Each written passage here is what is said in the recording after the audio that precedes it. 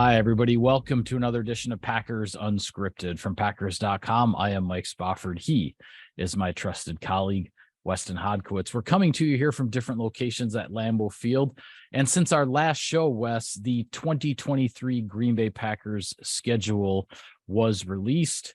We've had a few days to process it and digest it and figure out what we think of it. So I'm just going to toss it to you right away. When you first saw this 17-game slate, 18-week schedule for 2023, what struck you?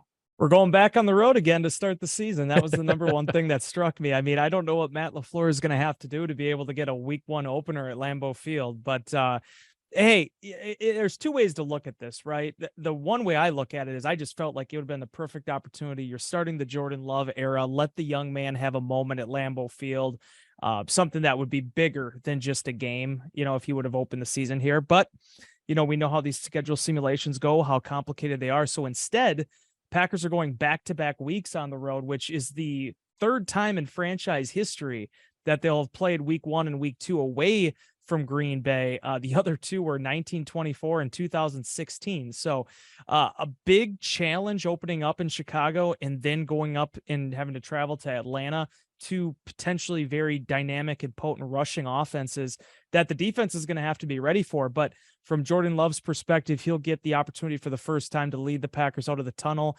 at Lambeau Field in week 3 against New Orleans. By and large, I think it's a pretty balanced schedule, but that was the only thing silently I was rooting for. I did want to see a week one opener at Lambeau Field just because it's been so long since we've had one. Yeah, it is pretty remarkable that now this will be Matt LaFleur's 5th season as the head coach of the Packers, and he still will have yet to open a season at Lambeau Field, going on the road once again.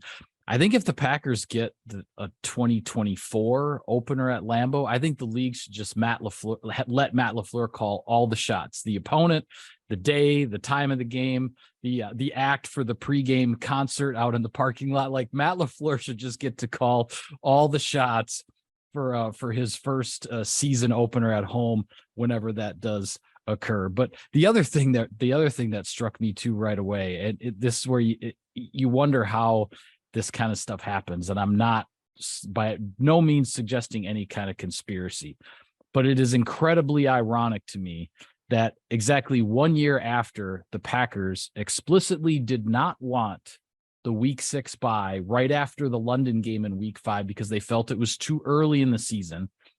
And then in response to turning that down, the league gave the Packers the latest possible bye last year in week 14, that now in 2023, the week 6 bye, oh, there it is, the one that you turned down last year because you felt it was too early in the season. But that's how this thing goes. The Packers are going to have some significant rest opportunities early in the season because you have a week 4 game on a Thursday night. So you get some extra time off there. You actually go from a Thursday night to playing on Monday night in week 5 at Las Vegas. So a break there between those two games. And then after the week 5 game, you have your full bye week. So those rest opportunities, the Packers are going to have to take advantage of that, get the team healthy, get everybody geared up, because then after that week 6 bye, that's a lot of football to take you to the end of the season.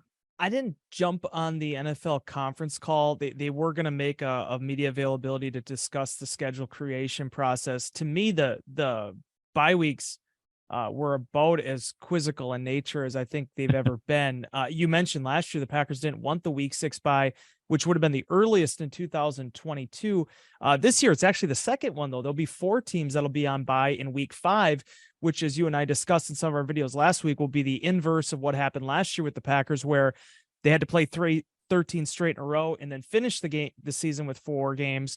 This year, there'll be 4 teams that will play 4 games, and then we'll have to finish with 13 in a row to end the regular season. That's a gauntlet, man. I mean, when the Packers, or not the Packers, but when the NFL came up with this idea that they were going to add the 17th regular season game, I was really hoping that would mean that we would see more buys in the dead center of the season. Well, as it turns out this year, there's no week 8 buys at all. Not really sure everything that goes into those decisions, but so as weird as it says to say, well, the Packers got a week 6 bye, it could have actually been a lot worse for them. They could have been stuck and saddled with that week 5 bye. And the fact of the matter is, and I think what Matt LaFleur discussed with Larry McCarron when breaking down the schedule was you just look for the areas where you're going to be challenged. And certainly one of the biggest challenges will be that opener against New Orleans and then coming back 4 days later in playing a Detroit Lions team that I think a lot of people in the NFL have huge expectations for on Thursday Night Football. The other end of it, though, that I think does work to Green Bay's advantage is when you look at the balance of it after the bye. You have 2 home games against Minnesota and the Los Angeles Rams. Aside from that early stretch there against Chicago and the Falcons, you don't have to play back-to-back weeks on the road until Christmas Eve against Carolina, and then also New Year's Eve against Minnesota, which is really just a puddle jump over to the Twin Cities. So it's very difficult for me to say that this was a poorly laid out schedule for Green Bay because I actually feel like the balance is there. It's just that first month that I think Green Bay is going to have to overcome, both in the win-loss column and also from an injuries perspective, trying to stay as healthy as possible. Yeah, I agree with you. I certainly agree with you there. The other thing that really struck me about this schedule, this is what I wrote about, I talked about it in some of our videos on the website last week as well, is I guess I would say the even brighter spotlight than normal that is on the division games here in Jordan Love's first season as the starting quarterback, because your opener week 1 is at Chicago. Then Jordan Love's first home division game is against Detroit on Thursday Night Football. So a primetime opportunity there. His first start at Ford Field in Detroit will be on Thanksgiving Day, where if Detroit lives up to the expectations of where a lot of people think that franchise is heading, that could be one of the biggest Thanksgiving games at Ford Field in quite some time. And then your Jordan Love's first trip as the starting quarterback into the noisy confines of US Bank Stadium in Minneapolis will be in prime time on New Year's Eve in week 17. And then in week 18, the one that's listed as TBD against the Chicago Bears, if there's anything at stake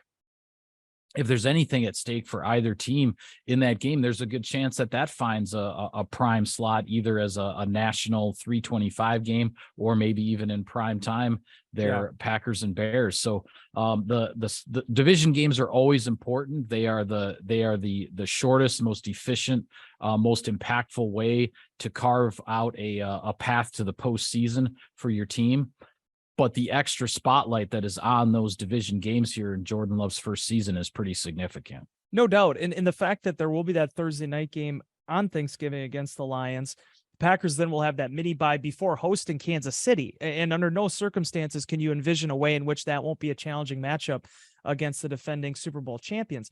A lot goes into these schedules, but I think for me, the idea that the Packers won't actually play. Now, we know how quickly these things can change. We saw it last year with how competitive both of the New York teams ended up being Washington, but the Packers won't actually play a team coming off a playoff appearance until week 8 against Minnesota. And we've already seen some of the Vegas lines out there on the Vikings, putting their win-loss total right around maybe 7 or 8. So it is going to be very back heavy where the challenges potentially lie there for Green Bay. But as it always was the case, whether it was Aaron Rodgers at quarterback, Jordan Love, Brett Hundley, whoever, it comes down to winning in the division. And I think with the last couple seasons where the Packers kind of got tripped up was in some of those division matchups, whether it was against Minnesota or last year, losing both of them to the Lions. Certainly, Matt LaFleur still has yet to lose a game to the Bears. So that will be critical, both beginning the season and ending the season for Green Bay.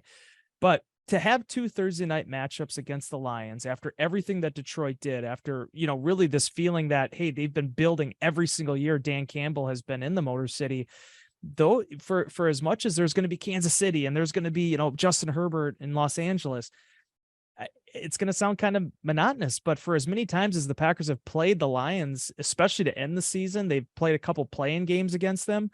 Those 2 matchups against them, both in week 4 and then at the end of the season, I think are really going to have a lot to do with where their season goes. Yeah, absolutely. I agree with you 100%. And there's a lot of talk in Detroit, of course, about where that team is headed. They got pegged for week 1 to play the defending Super Bowl champion Kansas City Chiefs in prime time, the type of game that the Detroit Lions normally do not get selected to play, and that is how they are opening their 2023 season. So there will be a lot of attention on Detroit, and I agree with you, a big spotlight on those Green Bay Detroit games, those two NFC North matchups this year. I want to take care of a little bit of sponsor business here. Wes, Sirius XM NFL Radio delivers hard-hitting analysis and up-to-the-minute NFL news that true football fanatics need 24/7, 365. And at Cousin Subs, we have something for everyone, like our Wisconsin cheese curds, mac and cheese, golden fries, and creamy shakes, all paired with your favorite sub or sub in a bowl. Cousin Subs, 50 years of better. All right, I'll throw out a couple of questions to you. We've touched on a few of these highlights already, but when it comes to the opponent you are most looking forward to seeing visit Lambeau Field and the road trip for the Packers in 2023 that you are most looking forward to, what are your selections? Well, Las Vegas is the biggest road trip on my schedule. I'm sure it's that way for a lot of Packer fans. First time the Packers will be at Allegiant Stadium. That's going to be absolutely huge. Also, the storylines there with Davante Adams in the history with the Green Bay Packers, that will kind of write itself. I'm sure it'll drive the narrative that week. But placing it on Monday Night Football, I feel, is also a really good spotlight for that matchup. I'm very interested to see how, Jordan Love, he's going to get a taste of some of these primetime matchups right off the bat. As we mentioned, Lions on Thursday Night Football coming right back against the Raiders the following week. That's where the national eye really comes on to you and seeing what you have to offer. And I'm very intrigued to see how the Packers handle that type of moment. Aaron Rodgers always seemed to embrace him, when you'd have that national, he always talked about the romanticism that's kind of involved with, you're the only television game, you're the only NFL game that everybody's watching, to be in the, Las Vegas first time, you and I will get a chance to be in a new stadium in a while that we haven't been to. That's very intriguing to me. And then certainly I'm going to steal the other good one here, which is that December 3rd matchup against Kansas City. As you've outlined so many times before already on Inbox and a lot of our other stories on Packers.com, it'll be the first time Patrick Mahomes, in theory, if he can stay healthy here, will be making a start at Lambeau Field. One of the things I led Inbox with last week was just how special those moments are, because especially when it's a cross-conference team that, maybe now there's more of an opportunity than there was before for those guys to come over and play road games. It's not just once every 8 years anymore because of that cross-conference matchup, but still it's very rare that you're going to see Patrick Mahomes in this type of stadium. I want to say Tom Brady only played here, 2 or 3 times. So, that's something I think all Packer fans will have on their calendar, because it's a game that's a little bit more than just the win and the loss. It's also what it represents, knowing that you're probably watching a player that will go down as one of the greatest quarterbacks in league history. Yeah, that's one of the things I always look at with regard to the opponents coming to Lambeau Field is particularly the quarterbacks, the guys that the guys that everybody talks about. And Patrick Mahomes will be making his first trip to Lambeau Field. And Justin Herbert for the Chargers, another young up-and-coming quarterback in the AFC. He'll be making his first visit to Lambeau Field on that Sunday prior to Thanksgiving. So those are some interesting ones to look forward to. And I totally agree with you as far as a road trip, Las Vegas. It's not just the Packers obviously have never played in Vegas. It's the Davante Adams and, presumably matched up against Jair Alexander.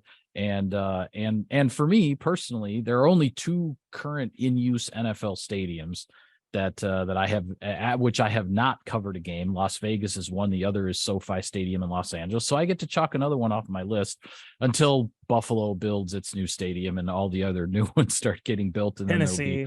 then there'll be more that I'll still need to visit. Here's a thought that just occurred to me though.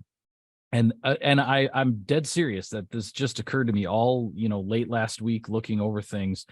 I didn't realize this, but in his first season as a starting quarterback, I'm counting 4 stadiums at which Jordan Love could get a victory, in which Aaron Rodgers never got a victory as the quarterback of the Packers. And I'm talking about Atlanta, which is the new Mercedes-Benz Stadium in Atlanta. Obviously Rodgers won, a big playoff game at the Georgia Dome, but lost once in the regular season, once in the playoffs in Atlanta's new stadium. Las Vegas, we just mentioned that the Packers have never played there.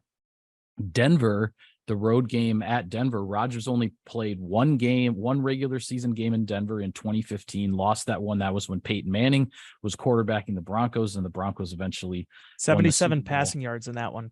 Yeah. Packers they got it handed to them. And that was in prime time too. Yeah. So, and then the other one is Pittsburgh, because Rodgers actually only played one game at Heinz Field in Pittsburgh, lost it to Ben Roethlisberger on a last play of the game touchdown pass back in 2009. And then in 2017, when the Packers returned to Pittsburgh, Rodgers was injured and Brett Hundley was the starting quarterback. Brett Hundley probably had his best game of his career that day too. that was and the Packers ended up losing that game on a walk-off field goal, if I recall correctly. That was another primetime matchup. So just interesting the way things fall, that Jordan Love in his first year there, because Aaron Rodgers has won a lot of games, of course, all over the NFL, but there are 4 stadiums on this road slate for the Packers in 2023 where Rodgers never won a game, and Jordan Love will have an opportunity to chalk those off his list right away. Yeah, absolutely. And again, it's about sort of being able to, leave your mark a little bit and kind of put your foot down and show what type of quarterback you are. A lot of the stories I wrote this week, Mike, and some of the things that you're touching on too with Anders Carlson is just the transition that this entire roster is going over. I mean, the fact that you're going to have right now, you have 10 receivers on the team between the ages of 21 and 26, not one of them with more than one accrued season, 2 new rookie tight ends, obviously a very veteran backfield, but seeing this offense kind of come together and develop its identity behind Jordan Love is going to be so important. And also how they handle the week-to-week challenges that the NFL schedule presents. It's going to start right off the bat. I mean, even you look at the preseason, you're traveling to Cincinnati, and then you're going to be going up against New England, and then also closing against Seattle. It's going to be the type of year where you're really going to have to figure out what this path is going to be if you're Matt LaFleur, and how you're going to go about utilizing Jordan Love and how you're going to go about deploying starters in these matchups.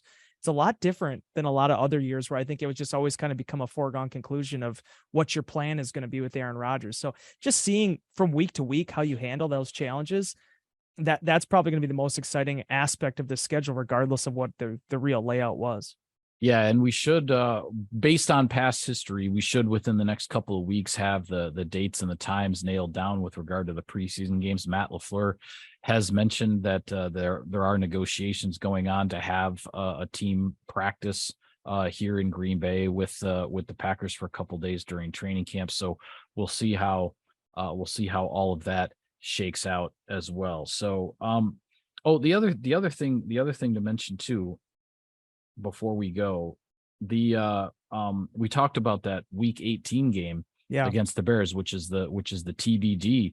And if that game, because the game at Chicago is a 3:25 kickoff, if the week 18 game Packers Bears at Lambeau Field does not end up in prime time, that will actually end one of the longest streaks in NFL scheduling history. The Packers and Bears have played a primetime game at least once in 17 consecutive seasons, and that streak is actually in jeopardy of ending here if Packers Bears in week 18 is not a primetime game. But you know what? It would be pretty cool if it did become a primetime game, not only because of the streak, but because that would mean something really, really big is on the line there in week 18 between those rivals. So that'll be something to watch as the stretch run unfolds here in December and January. No doubt. It would kind of be it would be too bad if it ends that way too, because it's like the week 1 game is America's game of the week, 3:25. I mean, there is going to be tons of lights on it and attention drawn to it, even if it isn't necessarily at 7:15. But all that being said, certainly everybody's felt like that's a huge rivalry, and the matchups that have been played in that too, the 100th season for both the Packers and the Bears and the league. And, some of the, you think about how the 13th season ended between Green Bay and Chicago in the play-in game, winner take all for the NFC North and the Randall Cobb touchdown. So many incredible moments. And it would be nice if it does work out in week 18 that Jordan Love's first year as a starter in Green Bay kind of continues on that trajectory. Found it very interesting. You talked about it in one of our other videos that we did. Actually, I think it was the Q&A. if it does end, it ends in the same way it almost started, where the Packers were actually playing week 1 and week 17 at the time against the Bears. It just so happened that first year the game was flexed back. Yeah, and that was the 2006. That was the first year of flex scheduling, and in Week 17, Packers Bears at Soldier Field was flexed into a primetime game, and then that became the start of the streak, which is now at 17 straight years of that rivalry, the oldest rivalry in the NFL. Also, then having at least one primetime game every year. The other little quirk that I wasn't aware of right away when we saw the schedule, but for those who look closely, the Week 14 Monday night game for the Packers, which is at the Giants, is listed as being televised on ABC. And the reason for that is that Monday night, there are a few different Monday nights during the course of the season where there are 2 games, but it's not a traditional double header Monday night. It's actually 2 Monday night games that overlap each other a little bit in terms of the kickoff time. So and that happens to be one of them, the Packers at Giants there in Week 14. There is I can't think off the top of my head what the other Monday night probably game some is West that night, Coast game. Yeah, but there will be 2 Monday night games on that Monday, December 11th, and the Packers are one of the 2, and that's why they are listed as being on ABC as opposed to the traditional ESPN for Monday Night Football. So any other thoughts here, Wes, before we go on the schedule? I know you and I have to get to some news conferences with the Packers assistant coaches. The coordinators are going to get started here shortly, so we'll have that to talk about on our next show. But anything else on the schedule here before we wrap it up? We are right at the midway point of the offseason program. This is 4 weeks and basically middle of the next week. So very interested to see how we play this thing out. As you mentioned, we'll have assistant coach availability this week, 3 weeks of OTAs, and then wrapping up with the mini camp. We are taking steps slowly but surely towards the 2023 season, the beginning of the Jordan Love era, and the excitement is palpable. It's definitely building as we get closer to the summer and the eventual start of training camp in late July. But with that, we will call it a wrap on this edition of Packers Unscripted. Be sure to follow all of our coverage of the team on Packers.com. You can follow it, website, app, mobile web, all of it. It's there for you. So for Wes, I am Mike. Thank you for tuning in, everybody. We will see you next time.